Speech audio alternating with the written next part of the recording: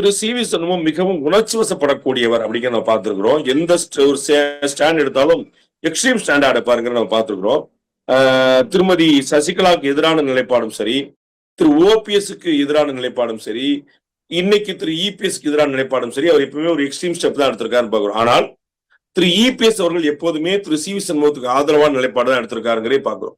கடந்த முறை 2021 சட்டமன்ற தேர்தலில் திரு சி வி சண்முகம் தோல்வியுற்ற பிறகும் கூட அவருக்கு மாநிலங்களவை உறுப்பினர் பதவி தந்தார்.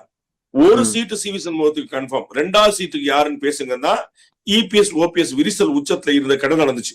ஒரு சீட்டு சி வி சண்முகத்துக்கு, இன்னொன்னு ஜெயக்குமாரா இல்ல இன்னொரு வரும்போதுதான் அங்க வந்து தர்மர் தேர்வு செய்யப்பட்டார். ஆமா. சோ ஒரு சீட்டு சி வி சண்முகத்துக்கு அப்படிங்கறதுல திரு இபிஎஸ் உறுதியா இருந்தா பார்க்கணும். அந்த மாதிரி அவர் தெளிவா இருந்திருக்கிறாரு. நம்ம வந்து திரு எடப்பாடி பழனிசாமி அவருடைய இல்லத்துல போய் சந்திச்ச 6 பேர்ல ரொம்ப முக்கியமான திரு சி வி சண்முகம். அப்ப வந்து அவர் கடுமையா பேசி இருக்கிறார் நிறைய விஷயத்த. ஜெயலலிதா அவர்களுக்கு இல்லாத எதிர்ப்பா, நான் எதிர்க்காத விஷயங்களா, இல்ல நாங்க எல்லாருமே ஒண்ணுமன்னா இல்லையா அப்படின்னு சொல்லிட்டு இருக்க, இவர் சேர்க்க முடியாதுங்க அப்படின்னு ஓபிஎஸ்ஐயோ சசிகலாவையோ டிடிவியோ சேர்க்க முடியாதுன்னு திரு இபிஎஸ் ரொம்ப கவனமா உறுதியாக இருந்தார். அதனால வந்து இந்த முறையும் உணர்ச்சிப்பட்டுதான் இருக்கிறார். இப்போதைக்கு தகவல்கள் வந்து அவர் இன்னும் முடிவெடுக்கவில்லை என்று தெரிவிக்கின்றன.